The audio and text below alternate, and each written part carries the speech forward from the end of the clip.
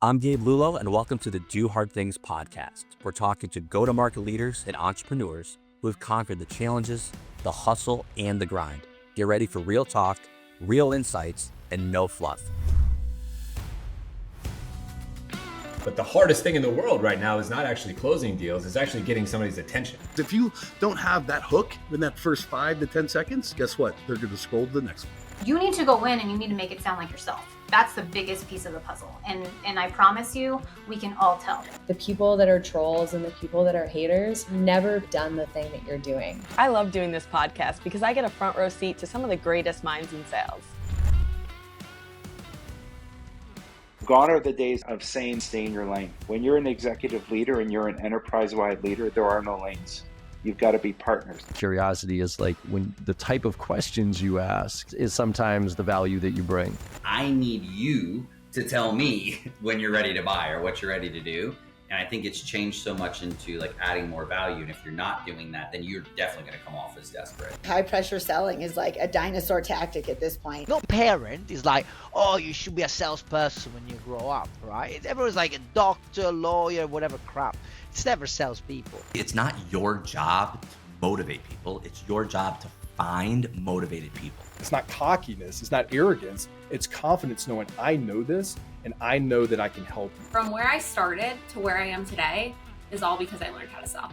And there's too many people who have only been doing this for 5 freaking minutes. Sit down, close your mouth, actually go out there and get yourself beat up, then come back and tell me if something is dead or not. That is exactly why I started this podcast, because right there, that's the epitome of doing hard things.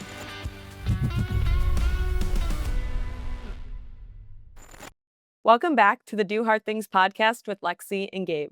Today's guest is Christopher, the sales cowboy and founder of Sales Special Forces. He's the guy companies call when their pipeline's dry and nothing's working. Sitting at the intersection of branding, marketing, and sales, Christopher's built sales growth blueprints for 24 companies and counting across SaaS, medtech, staffing, senior living, and more, helping founders and sales teams scale with systems that actually convert. He cuts the fluff, dials in what works, and builds sales strategies you can take to market with confidence. Christopher, welcome to the show. Welcome everyone back to the Do Hard Things podcast with your hosts, Gabe and Lexi. We just heard our guest bio, man, and I'm so excited about this one because Christopher, you speak our language, man. You are in the space that we love, which is sales. Not all of our guests are, but we're really excited about this show. And, I say it all the time in most of my shows is, not everyone goes to school to, in your case, be a sales cowboy, right? Which I love that phrase. But walk us through your origin story, man. Like, how did you first get into sales and did you fall into it? Is this destined since you were a kid? Like, walk us through that. I mean, kind of both. But first of all, thanks so much for having me on the show. I've been very, very excited for this opportunity to chat. But so, yeah, the sales cowboy started out my dad's career sales. So I grew up watching him. I'm number 2 of 7, big Catholic homeschool family. So my mom was stay-at-home mom, homeschooled us all. And the lifestyle he was able to provide on a single income to let my mom stay home with us, to have a big family, was something I wanted for myself one day. Big family, homeschooled, stay at home mom. So sales, when I kind of started looking at career paths, obviously in today's dual income world, there's very few jobs that can provide for anybody, let alone a big family, on a single income. So sales was one of the few. And since high school, that was the plan. Get into sales and tech sales. It kind of fell into good fields, good deal sizes, good income potential if you do well. Yes, it's kind of cutthroat, but that's a different story. And then made the shift into entrepreneurship, doing my own thing as the sales cowboy after working with so many small companies, noticing a commonality of coming in, being able to help fix, I call it the pipeline problem, and get sustainable pipeline. I'm like, you know what? I can impact more people if I hang out my own string and build out sales special forces. So the cowboy piece comes in. I live on a hobby farm. I got horses and chickens right outside my window. So kind of blending those two worlds of tech sales and chickens, and you get the sales cowboy. That's amazing. Such a great story. And you've worked across so many different industries, from SaaS to senior living. Was there a moment when you realized sales was more than just closing deals, but something you could really truly engineer? For me, it always comes down to distilling it down to the basics. So what actually moves the needle here in every aspect? That so many people are chasing silver bullets, chasing shiny objects of, hey, Jimmy did that and cold emails working for him. And Judy is over there building a personal brand. I should do that too. And as a result, with so many people, again, SaaS, senior living, manufacturing, they end up doing so many things very, very poorly. And they don't get good results because not that the tactics themselves don't work, but if you don't have a strategy behind why you're doing it, nothing makes sense. And that comes across to your potential buyers. And there's just no cohesive story. So, what I've noticed is if you kind of begin with the end in mind, and the beginning is at the intersection between what we know as branding, marketing, and sales, that middle point is that story, is why you exist, why you are different than everybody else. And every company has that. The big players have big player advantages. The small, nimble startups, they have advantages too. And you have to figure out and play to your strengths. Back to the point earlier, the sales cowboy. Look up on LinkedIn. There's no other sales cowboys out there. I am one of one. And so you have to figure out whether it's something like me in your personality, in your background, whether it's something in your particular skill set that you can deliver, but narrowing that down into that cohesive strategy of why do we exist?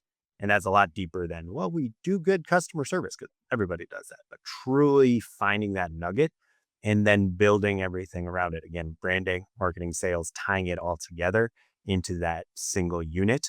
And then the tactics flow from there, whether it's email, personal brand, what have you, you know why you're doing it, and then you can scale that. Yeah. So I love this. So let's bring it into the hard things concept, right? Because sales is not easy. But we still do it. We persevere, we push through.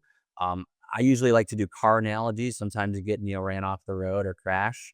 I'm going to bring a different analogy here because you have horses and you're a sales cowboy. So, you know, building that sales special forces, you call it, from the ground up, especially comes with this bump. Sometimes you're going to get thrown off the horse and it hurts. It's dangerous. And sometimes, you gotta get back on that horse. Right. So can you take us through back in your early days, maybe things that weren't working or some bumps that you were dealing with and what you changed to push through?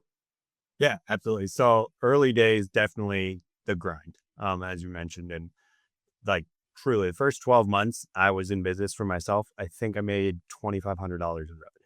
Like no job. And keep in mind, I had 2 kids, another on the way, a house, mortgage payment, horses. So I had to figure things out. And like the title of this podcast, Do Hard Things. Like you just got to show up and do it day in, day out. And honestly, that first 12 months was me eating my own dog food. I had to figure out what unique thing I brought to the market, why I would show up and be different than everybody else out there. Obviously, there's a lot of options you have if you're trying to build pipeline and scale. Pay per lead companies, outsource SDRs. You can hire salespeople. You can hire sales leaders. You can hire fractional salespeople. There's a lot of things out there. And for me, it really was doing that hard work day in, day out, figuring out, okay, what unique value do I bring? That's the first step, which is hard enough. Then I have to figure out how do I communicate that to everybody else? Because even if I know it, I got to make sure I show up everywhere in that same message and clearly and concisely be able to convey that to the person on the other end of the phone, the person on the other end of the screen, person on the other end of the email, LinkedIn post, what have you. Doing that kind of soul searching and then that communication work of, okay, now I have my story. How do I tell it? That was 12 months plus to figure out. And then the revenue started coming in from there. The pipeline dam burst because I dialed that in, but it takes work. And when you mention trying different things, you've also talked about scrapping what doesn't work. How do you get yourself to scrap something that's not working when you've invested so much time into it? And how do you give that advice to others as well? It's a very difficult balance between push through and pivot is how I've put it. Like as an entrepreneur, as a business owner, you have to figure out, you can't just instantly jump ship when things get hard. Like, oh, this isn't working, trying to try something else. Because then you're just constantly jumping from shiny object to shiny object, especially if you don't have a strategy. You don't know why you're doing what you're doing. And that's not going to get you anywhere. But at the same time, sometimes you do come up against that impenetrable wall and you do need to adjust course. You do need to pivot. And that is a constant discernment of what is it? Is this something I push through? Is this something I pivot and do something different? But in terms of, okay, when to scrap, it's every day, whether it's something as small as a call to action or a talk track or a script that's no longer working, or a complete strategy. It's what I try to do is remove the emotion from it. Remember the strategy on why I'm doing what I'm doing, how I'm trying to show up, and then objectively look at it and say, okay, I've been doing this for X amount of time. I've given it a good run. I've tried a ton of different iterations, and I'm going to push through because I have reason to believe this is still going to work. I just have to keep figuring it out. Or I gave it a good go. I'm going to double down on a different area that I'm seeing actual results for. So it's that balance of push and pivot, and then unemotionally looking at things so you can take it behind the barn and shoot it, as we say here on the farm, when it's time to cut your losses and move on. Right. I'm going to have you come on some of our client calls because, sometimes, you have to set those expectations, right? To your point, shiny object to shiny object, sometimes, and we do clearly, set those expectations in our sales cycle, but look, people want results now. And in sales, it's not a light switch, right? It takes time. It takes multiple touches. It takes pipeline growth. And you call sales growth blueprint, which I love because I use the word architecture a lot, right? We build and architect a campaign.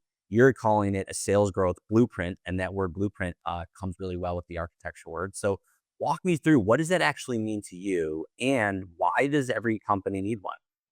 No, absolutely. And Gabe, you hit it right on the head. Is we want results yesterday. Like I do too. Like, hey, how can you help me get more deals last month? Like it's September 30th and we're recording this. How can you help me make September better? And that's just how we're wired as humans. There's a few things you can do to get short-term results. Some of them are illegal. All of them won't work long term. So if it's a matter of discipline, first off, is why are you here? And sometimes you, like Gabe, I'm sure you try to explain it to a client of, look, this is going to take time to do it right. And they're like, oh no, but like, what are we going to see in 2 weeks? And sometimes you just got to walk away. It's like, this is just not a good fit. You're looking for results tomorrow. I'm looking for results for you 12, 18, 24 months, 5 years, 10 years from now. I want to set this up right. And sometimes it's just not that good fit. But the blueprint, the architecture, as you put it, is back to the intentionality piece, is you got to distill it down to your why you're showing up, and then build intentionally around that. Like, think, using another analogy, if you're trying to find a place to stay, you can go out and pitch a tent like that. And like, you got a place to sleep tonight. But if you want to build a house, or a good house that's going to benefit you when hard times of winter come, for example, like that takes time, that takes planning, and to do it right, to build that structure to be adequate, to be structurally sound, to last the test of time, to serve you for the future. So you got to adopt that mindset of, okay, to do this right, it's going to take time. We can see results early on. Like, I'm sure you guys get great results for your clients early on sometimes too. Sometimes it just hits right away on the first or second or third try. Sometimes it's the 10th try or the 15th try or the 20th try. But that's the art of what all of us do. If it were easy, it wouldn't be a problem. People would just have an infinitely full pipeline. But the art of the architecture, the art of the blueprint, that's what stands the test of time. That's what allows you to have that foundation that you can adapt, that you can grow when things like AI all of a sudden come on the scene. You can plug into what developments happen without losing the foundation that you've built. Totally. And I really want to double down on that. A lot of teams chase tactics, cold emails today, LinkedIn tomorrow. You really focus on strategy. Why is focusing on strategy first so important? Again, if you don't know where you're going, how are you supposed to get there? Like, you need to have that cohesive unit. You can chase the silver bullet. If you catch it on the upswing, great. You might get some short-term results. In 6 months, everybody's going to be doing it and it's not going to work again. So if you're just jumping from hack to hack to hack, maybe you're going to get results, but it's always going to be that endless hamster wheel, that endless roller coaster ride of your pipeline, versus if you focus on the big picture strategy and do the hard work, both now and over time. Like, it takes work day in and day out to do it right, but doing it right builds that sustainability. It builds that healthy pipeline level that you won't have to worry about it ever again if you put in the work. Just like anything, just like in the gym, like, it takes work to get the results that you want. You got to have that discipline. You got to have that long-term vision towards what you're shooting for. I don't know if you know this, but Lexi's doing the 75 and hard, and she's making us all look bad right now. So it's crazy. It's crazy. Okay, so let's talk about these myths out there, like warning signs. You're on a road at night, you see the hazard signs, you see the deer signs. You probably see some horse crossing signs, but where you live, or maybe even some chicken crossing signs. What are those myths, right? Right. What are those things that are out there right now? Because if you look at LinkedIn, it seems like every single person is saying something's not working or something is dead. And then on the flip side, oh, by the way, buy this thing that I'm selling you. And, I just really look at that with, some squinted eyes. But in your world, there's real life pitfalls that are out there, or some myths that are out there when it comes to scaling sales, and that we can just warn some of our audience members today. Honestly, like you said, the more trendy something is, the more suspicious I am of it. And Gage put it really well is, oh, cold calling is dead, so buy my course on personal branding, or, oh, personal branding is a total scam, so buy my course on cold. Like, they always have an angle. But what I try to focus on is, like, the red flags you mentioned, or the warning signs, is quick results. It's like we just want results tomorrow, and an obsession with it, because obviously, again, we all want results. And then the second piece is automation. Like, AI in particular is obviously the hot topic of today. It's incredibly powerful, and it's incredibly powerful for sales, but it's not a replacement, because at its core, sales is about connection, human to human connection. Whether you're sitting on the other side of the table, whether you're on the other side of a screen, phone, email, whatever, is what I always tell people is my sales strategy at its core: be a human, talk to another human about real problems they have. Like, it's truly that simple. And it goes back to the dawn of time. It's just that human connection. It's that story. It's that trust. It's that belief. It's the relationship between humans that ultimately, especially for larger enterprise deals, gets things across the line. And all the more so, the more automated things become. Again, automation is the red flag for me. First, it was telemarketers just dial in for dollars, volume, quantity over quantity, or quantity over quality. Then came mass email blasts, sending 5, 10,000 emails a day. Now it's AI SDRs, AI written emails, AI content. Like, the more we as a world outsource our humanity, the more important authentic humanity is in that human connection. The more we are starving for it, the more, like, the more fake everything else becomes, the more we crave that connection. So the automation is the big red flag for me, especially at the expense of human connection. The more you remove yourself from the process, yes, you might get efficiency, but efficiency at the expense of effectiveness is not the long-term gain. Yeah, we totally agree with you. And you sit at the intersection of branding, marketing, sales. How do those functions need to evolve to keep growing into the future without losing that authenticity? Again, this is going to sound weird, but I think they need to devolve, because for evolution at its core, obviously, is getting better, adapting to the times. But I think we need to go back to that again, human connection. It's not about the latest trick. It's not about the latest gimmick or trend. And yeah, you might be able to run this ad and get, I mean, like the Cracker Barrel example, you can get a whole bunch of attention. That doesn't mean it's necessarily good. And I'm not totally a believer in saying there's no such thing as bad publicity.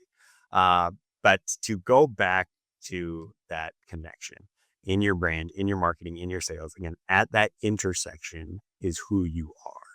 And it's your job to know it and then to communicate it to the right people so then they can clearly and concisely grab hold of it and make a decision. Hopefully it's a decision to come towards you and buy your thing or whatever. Or it's you know what? I get what Gabe does, but it's not for me. So I'll pass. And as we all know in sales, the best answer is yes. The second best is no. The worst is, eh. So we want to avoid that. We want to get back to that clarity, that connection around who we are and what we can do for other people. Yeah, absolutely. So how do you see sales strategy changing then in the next 2 to 3 years? Because I mean, I'm old enough to remember the same things you were, right? Phone, phone, phone, then email automation with Marketo, and then kind of back to phone and email together, right? And then, of course, now we are looking at automate everything. And it's becoming more and more untrustworthy to the word that Lexi mentioned, authentic, or that human to human approach. So where do we see it going in the next 2 to 3 years? Is AI going to get smarter and actually not be as untrustworthy as we see it today? Or are we just seeing it really go back to old school as the new school? Like where do you see that in the next 2 to 3? I mean, it's going to be both because AI will get better. Like you guys have seen all the AI like video people where it like imitates, they can jump on a video call and like talk for you. It's like, oh my gosh, I can't tell it's not a human. I'm like, I definitely can. And that will get better. Like the AI SDRs, the latency will come down. It will appear that you are more and more talking to a human being. But that will just all the more so that desire for connection in people. Because if you're on the phone, it's like, is this a real person or not? Like when you're on video, it's like, am I actually talking to Gabe? Or is this his AI avatar that looks way better than Gabe normally looks in person? Like, if you don't know, that question is automatic doubt. And doubt is the last thing we want to have for our buyers. Again, yes or no. You don't want that middle ground. So my prediction is you always got to stay ahead because right now rawness is real. So a big thing I have been doing and helping my clients with is video voicemails. So like you connect with somebody on LinkedIn instead of just typing them a message, like take out your phone and take a video, like just leave a voicemail on video. And people are like, oh, I don't want to do that. And they like do a ton of takes. It's like, no, do one, do it raw, stutter, stammer, have a kid run naked across your background. Like be real because AI isn't faking that yet. Granted, AI will start to intentionally be raw, be real. And then we got to take that next step of it's a weird dance of basically how do I show that I'm a real human in a way that AI isn't yet trying to pretend to be a human. But that rawness, that realness, just allows people to like, okay, you sounded like an idiot and totally blew that opener of your cold call. So I know it's a real human because AI wouldn't do that. AI would be perfect. So again, you're probably noticing a common theme. I'm all about that connection, that human to human connection is at the heart of everything we do in sales, branding, marketing, communication in general. Totally. Are there ways that you are seeing AI be beneficial right now? Not so much in outreach, but that your team's using to help you guys and do research? Like, is there benefits to AI that you're using right now? The strongest case I've seen for AI is in AI is incredible at pattern recognition. And it's obviously only as good as the data you put in. But if you have a bunch of recorded calls or transcripts with your ideal customer, you can feed it all into ChatGPT or Claude and say, hey, this is the type of company I work with. Can you give me like their top 5 pain points based on all of these calls? And it can go distill down a generalization. I always recommend you use it as food for thought or a thought partner. You don't outsource your thinking to it. So as I'm working on that branding, marketing, sales trifecta, finding that story, whether for myself or a client, I'll often start to formulate my thoughts, grab some of those bullets to put in those circles in the Venn diagram, and then use AI to essentially help me understand it. Where it's like, this is like, here's 30 words that people associate with me. Like, this is kind of a tagline that I'm thinking of. Can you generate 10 of these based on those words? Like, basically kind of help piece stuff together. It's never the answer, but it will get me. It's like, oh, I like the first third of that sentence. I'm going to twist that around, and then I'll feed it back in, kind of using it as a brainstorming partner. But I'm the one doing the thinking, not outsourcing it to ChatGPT or Claude. All right. So there's a debate that I always deal with, and I'd love to get your perspective on it. And I have no problem if we have to agree or disagree. I won't tell you my opinion until after. But there's really two methodologies, right, for these founders who are out there starting their business, and they're either hiring SDRs or companies like ours to fuel leads on their calendar, and they're the spokesperson, they're the salesperson, they're the storyteller, or they're just hiring a VP of sales, delegating, say, okay, you go figure it out. What do you prescribe to the new founders that are out there, even the ones that may not be salespeople, the developers, the coders, the software engineers? What's your perspective on how to actually start day one in this sales function? Do what works, honestly. Like it depends, because for some people, like you say, if they're a developer, they might really benefit from leveraging somebody like you guys, where it's like, hey, you guys are a professional team. You know how to do this. I don't. And I know the way you guys do it isn't just an outsource. Like, here you go, take it and run. Like, you work with the company, you become a member of their team, and you are a strategic partner, which again goes back to the strategy piece of whether it's just a solo founder or a small team, to understand, first of all, why you exist, because you can't outsource the why to somebody else. You can't outsource the story. You need to figure that out for yourself. You can outsource the communication of that to a professional speaker, SDR agency, what have you. But again, it's a two-step process. You have to figure it out for yourself and hold that internally. Step two is now I have to communicate it to the outside world. So it all starts, and that's what I help people with, is identifying that core nugget of why, that intersection of brand marketing and sales again. And then we build out that infrastructure based on the product, the economy, the industry, the founder and their preferences and skill sets, the resources of the team, etc. And sometimes it's like, oh, well, with this particular product or your specific skill set or set of resources, let's partner with somebody like a Gabe and Lexi, because they are the best avenue to bring this to market. Or it's like, hey, let's double down and build a personal brand, because that is really a great tactic flowing from our overall strategy. So it doesn't really matter what your opinion is. I'm not going to pick a fight with you, because the answer is all of them, depending on what your strategy is. Again, you can't just spray and pray. Johnny's doing this, Jimmy's doing that. You have to figure out what you exist for, what you're shooting for, and then specific tactics make sense for your given situation and preferences, because some people just don't want to do it, so they can outsource it to pros like you. See, I told you, Lexi, we're going to be friends. No, it's always my perspective. There is no right or wrong. It's what's effective and what's ineffective. Like, you got to stop picking sides and start picking on what's effective and what works, to your point. I think that's great. But I do feel like there's a huge value add for founders to be in the trenches and, to your point, be the first salesperson in the company, regardless of their inability to sell, right? Because they're always going to be more passionate, more excited, more energetic about the baby that they're creating, right? The company that they're building, and going that route. So I think we're totally aligned. I know we are, and I'm excited about it. Lexi, what do you each have another question? I know. Yeah. So when you're brought into a company, what are red flags or big things that stand out to you where you're like, this company needs a lot of help? And is that exciting for you? Or do you like to come in where it's more foundation is laid and then you get to jump in? More the former, but it's always the mindset, because pretty much everybody. There's very few companies that completely have it dialed in where we can't help. Some people are almost there. They're 75% of the way, and it's more tweaking the engine to run even better.